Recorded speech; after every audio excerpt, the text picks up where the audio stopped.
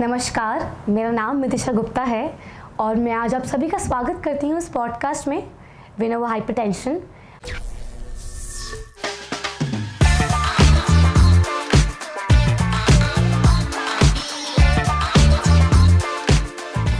आज हम जानेंगे कि हम अपना ब्लड प्रेशर क्यों और कैसे नियंत्रित कर सकते हैं हमारे स्पेशलाइज्ड डॉक्टर्स के साथ। नमस्कार डॉक्टर, मैं आपका स्वागत करती हूँ इस पॉडकास्ट में विनो हाइपरटेंशन। मैं डॉक्टर वाई के अरोड़ा, MBBS MD मैंने KGMC लखनऊ से किया हुआ है। उसके बाद मैं गवर्नमेंट जॉब में रहा हूँ। 23 साल मैंने गवर्नमेंट जॉब किया है। आजकल मैं प्रैक्टिस कर रहा हूँ और प्रैक्टिस करते हुए मेरे को 20 साल हो गए। 23 साल मैंने गवर्नमेंट जॉब किया है। मैंने MBBS MD KGMC से किया हुआ है। डॉक्टर, आज का मेरा पहला सवाल आपसे यही है कि हम जानते हैं कि हाइपरटेंशन या ब्लड प्रेशर क्या होता है, लेकिन जब एक इंसान को तकलीफ़ महसूस नहीं भी हो रही हो तब भी इसका ध्यान रखना क्यों ज़रूरी है? देखिए, ब्लड प्रेशर एक बहुत कॉमन तकलीफ़ है। इसको बीमारी कह भी सकते हैं, नहीं भी।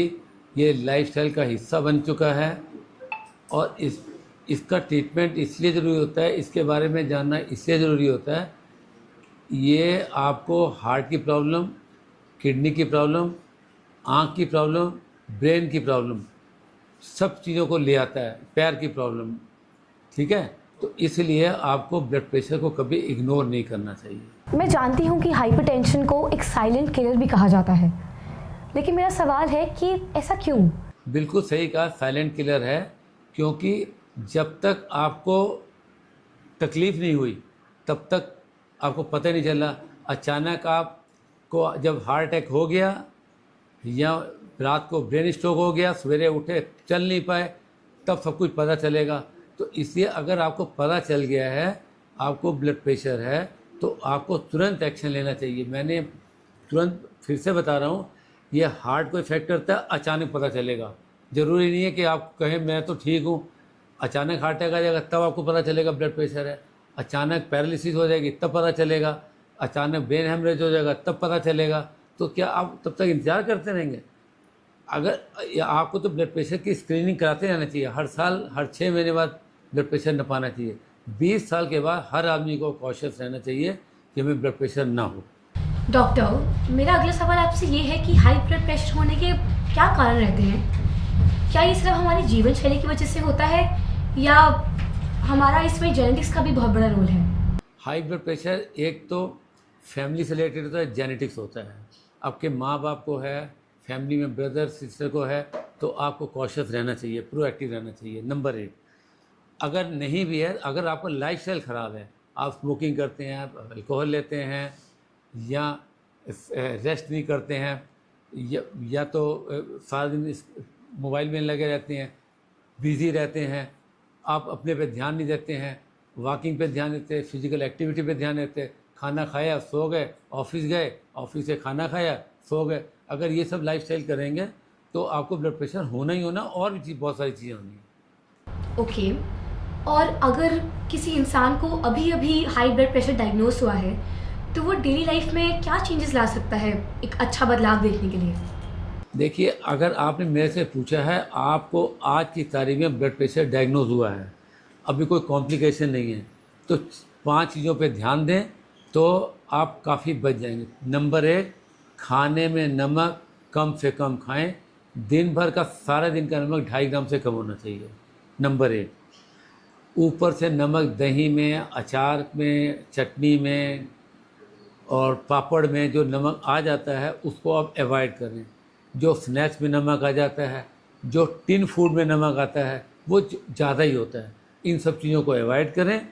घर में नमक कम खाएं, नंबर 1। नंबर 2, खाने में सलाद और फ्रूट, इसका अमाउंट बढ़ा दें। नंबर 3, घी तेल को अवॉइड करें, कम से कम खाएं। नंबर 4, आधा घंटा सवेरे या आधा घंटा शाम को या इससे ज़्यादा आप ब्रिस्क वॉक करें। खाली वॉक से काम नहीं चलेगा, ब्रिस्क वॉक करें। अगर आपके जोड़ों में प्रॉब्लम है, आप जैसे कुछ लोग होते 40 साल के होंगे, कोई 60 साल के होंगे, कोई 20 साल के होंगे, तो सबकी एज अलग अलग होती है, इसलिए लाइफस्टाइल में चेंजेस भी अलग अलग होते हैं। कुछ लोग ऐसा कहते हैं कि देखिए, मैं आपको एक एग्जांपल दे रहा हूँ, आपके लड़के या लड़की की उम्र 20 साल है, उसको ब्लड प्रेशर है, भाई या पापा की उम्र 40 साल है, या किसी की उम्र 60 साल है, या एक लेडी प्रेग्नेंट है, या एक आदमी अल्कोहलिक है, सबकी दवाई एक नहीं हो सकती है। ये सब लोग कहते हैं मेरे पापा खाते हैं तुम भी खा लो, अरे मेरी सहेली खाती है तुम भी खा लो। ऐसा कभी नहीं करना चाहिए।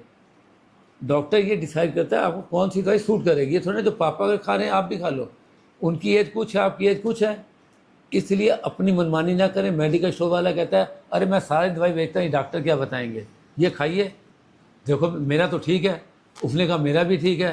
हाँ हाँ हाँ, ये नहीं पता कि कोई आदमी स्मोकर है उसको दवाई नुकसान कर सकती है, कोई अल्कोहलिक है उसको नुकसान कर सकती है, या कोई लेडी प्रेग्नेंट है उसने खा ली तो बंटाधार हो सकता है। इसलिए डॉक्टर की एडवाइस के बिना दवाई ना ही खाएं। तो क्या मैं बोल सकती हूँ कि हाई ब्लड प्रेशर को बिना दवाई के ठीक किया जा सकता है, सिर्फ लाइफस्टाइल चेंजेस के साथ? दवाई छोड़नी बिना पूछे नहीं चाहिए।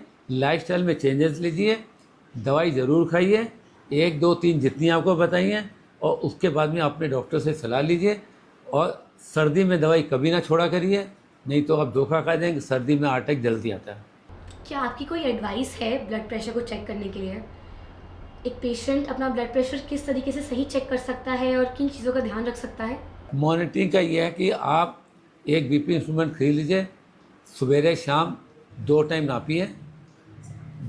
सवेरे का ब्लड प्रेशर 2 बार नाप लीजिए, एक बार 6 बजे नाप लीजिए, 8 बजे 10 बजे नाप लीजिए, और एक बार शाम को नाप लीजिए जब आपको टाइम मिले। तो डेली नापिए। अगर बीपी आपका ठीक आ रहा है, डॉक्टर ने कहा नहीं नहीं या तो चार्ट आपका बहुत फाइन है, फिट एंड फाइन है, तो आप हफ्ते में 2 बार नापा करिए। ओके, तो क्या मैं बोल सकती हूँ कि स्ट्रेस भी हाई ब्लड प्रेशर को इफेक्ट करता है, या सिर्फ ये एक सामान्य वहम है? नींद कम आती है, नींद बीपी बढ़ता है। वो मैं कारण बताता हूँ।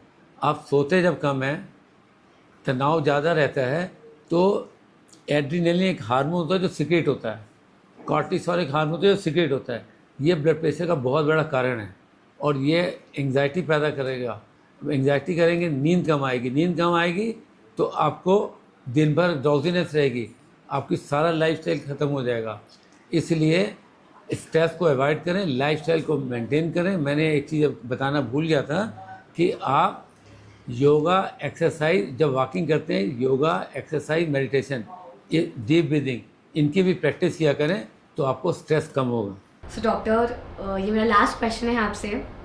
अगर हमारे श्रोताओं को कोई 3 मुख्य स्टेप्स लेने हो जिनसे उनका हृदय स्वस्थ रहे, तो वो 3 मुख्य स्टेप्स क्या होंगे जो आप सजेस्ट करेंगे? लाइफस्टाइल को active lifestyle, healthy lifestyle maintain करें। हेल्दी लाइफस्टाइल का मतलब है वॉकिंग आवश्यक है, वॉकिंग, डांसिंग, एंटरटेनमेंट का साधन है, स्विमिंग, ये सब एरोबिक एक्सरसाइज का हिस्सा होता है। इसको अपनाएं। खाने में मैंने कहा घी तेल का इस्तेमाल कम से कम करें, नमक कम खाएं, हेल्दी खाएं, खुश रहें, स्ट्रेस को अवॉइड करें, वेट ना बढ़ने दें।